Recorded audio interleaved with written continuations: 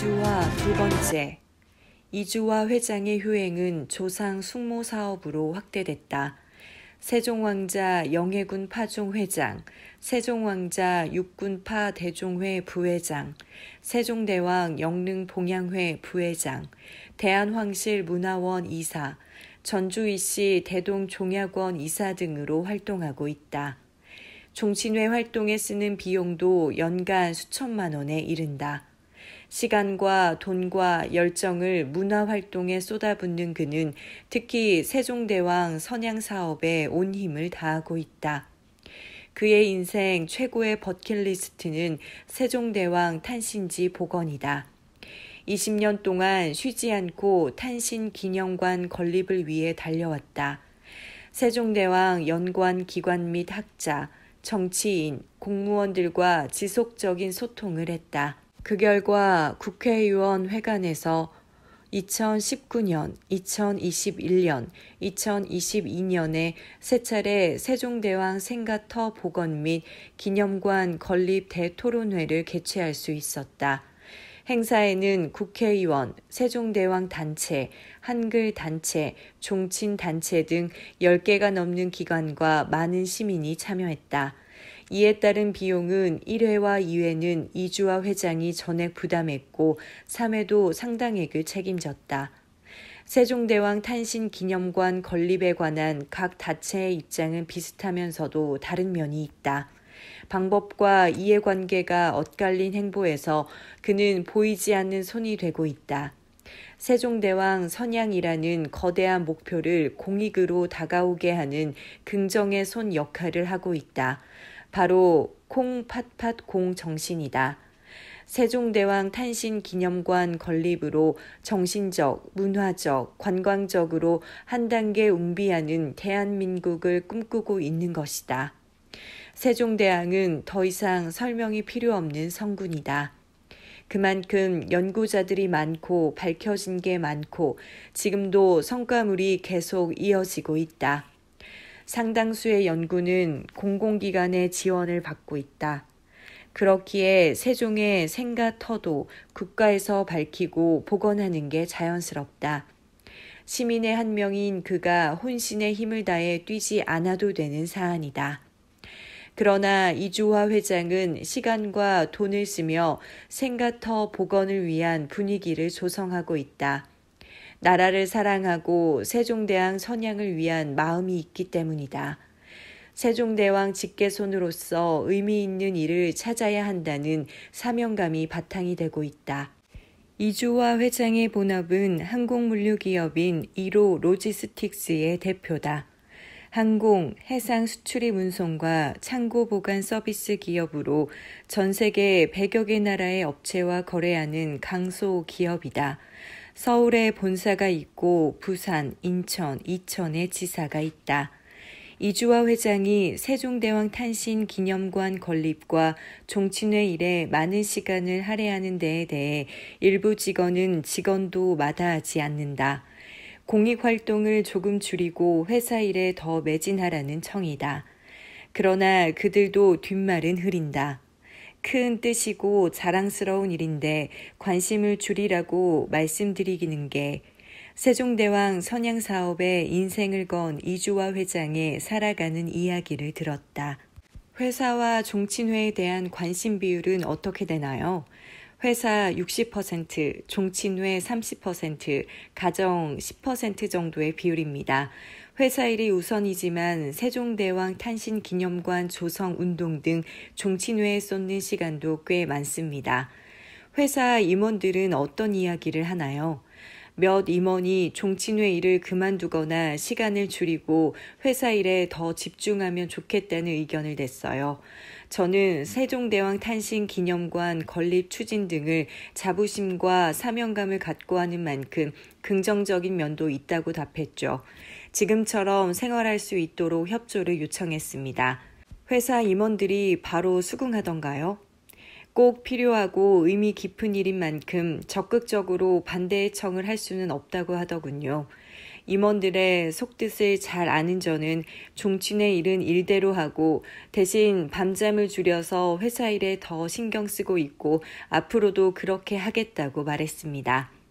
세종대왕 탄신 기념관 건립 운동은 어떤 계기로 시작했나요? 2013년에 서울 종로구의 세종마을 가꾸기 행사에 참여했습니다. 많은 분이 세종의 탄신지를 찾고자 노력했습니다. 여러 성씨의 시민들이 열심히 뛰고 있었죠. 인근에 살고 있는 저는 세종의 후손인 나는 무엇을 하고 있는가라고 반성했습니다. 세종대왕 탄신 기념관 건립을 위한 구체적인 노력은 무엇인가요? 학계, 정계, 관계, 지역주민, 뜻있는 시민, 관련 단체 인사 등 다방면의 많은 사람과 계속된 만남을 통해 세종대왕 탄신 기념관 건립 필요성을 설파했습니다. 또 기초자료 확보를 위한 학자들의 연구에도 약간의 힘을 보태고 국회에서 3차례 세미나도 개최했습니다. 세종대왕 탄신 기념관 건립 현실성은 어느 정도인가요? 해결해야 할 벽이 높습니다. 탄신지를 특정해야 하고 관계기관, 토지 소유주 등과 풀어야 할 숙제가 많습니다. 행정관청만 해도 서울시, 종로구, 문화관광부, 국방부, 청와대 등이 직간접으로 연관돼 있습니다. 세종대왕 탄신 기념관 건립은 국정 최고 책임자 관심까지도 필요할 것으로 보고 있습니다. 주위에서 효자라는 평인데요. 효자는 아니죠. 선친과 어머니에게 늘 감사하는 마음을 갖고 있을 뿐입니다. 낳아주시고 길러주신 은혜는 무한한 것이죠. 평생 갚을 수 없는 깊은 바다와 같습니다.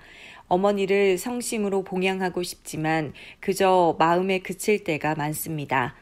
선친의 비문을 직접 작성했죠. 선친은 2016년에 88세로 술을 다하셨습니다. 경기도 이천시 호범면 인근의 고향마을에 선친을 기념하는 비석을 세웠습니다. 아버지의 삶을 글로써 비문에 새겼습니다. 비문에 지산 리조트 건설 때의 숨은 이야기가 소개돼 있죠. 1994년에 개장한 지산 리조트는 이천시 마장면 해월리 건지산에 있습니다. 지산 리조트 부지 중 슬로프와 리프트 설치 예정지 약 3,000평이 선친 소유였습니다. 시공사 측에는 필수적으로 매입해야 하는 토지였죠. 시공사 측에서 선친을 가장 먼저 찾아와 매수 의사를 밝혔습니다. 이에 선친은 인근 토지를 모두 매수한 후에 만나자고 했어요. 주변 토지를 모두 매입한 시공사 측에서 다시 찾아왔고 선친은 다른 사람의 매도 가격보다 평당 10,000원을 적게 받고 매각했습니다. 비싸게 산다는데 왜 싸게 팔았죠? 순조로운 리조트 개발 사업을 기대한 것이죠.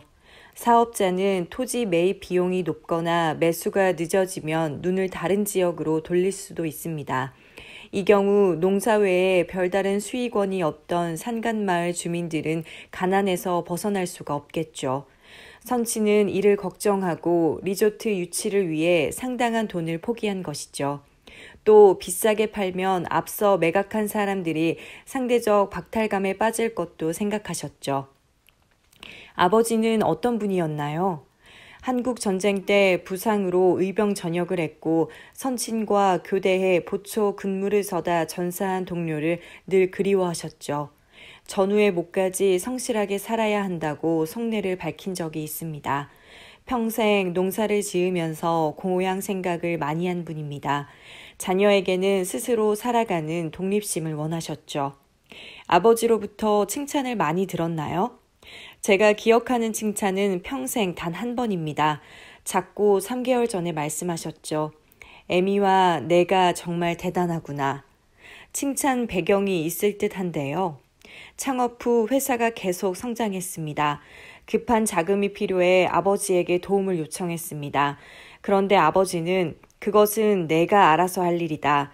스스로 할 수 없으면 포기하는 게 맞다고 단호하게 말씀하셨어요. 저는 그 후 단 한 번도 아버지를 포함한 가족에게 손을 벌리지 않았습니다. 주위 사람에게 불편을 주지 않고 회사를 성장시켰습니다. 이를 두고 말씀하신 듯 싶어요. 도전 정신이 남달랐던 것 같은데요. 어릴 때부터 산에 가서 나무를 해왔고 부모님의 농사를 거들어야 했습니다. 초등학교는 평지가 아닌 여우골, 여유고개 등으로 이름된 산길로 주로 다녔어요. 동네 길로 가면 고학년들과 싸움을 해야 했기 때문이죠. 무섭지만 남들이 잘 다니지 않는 산길로 등하교했습니다.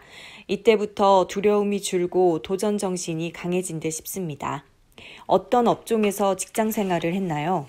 대학을 졸업하고 해운회사 영업직으로 취업했습니다. 늘 영업만 생각하며 물불을 안 가리고 일했어요. 그 결과 불가능하다는 시각에 영업을 성공시키곤 했습니다.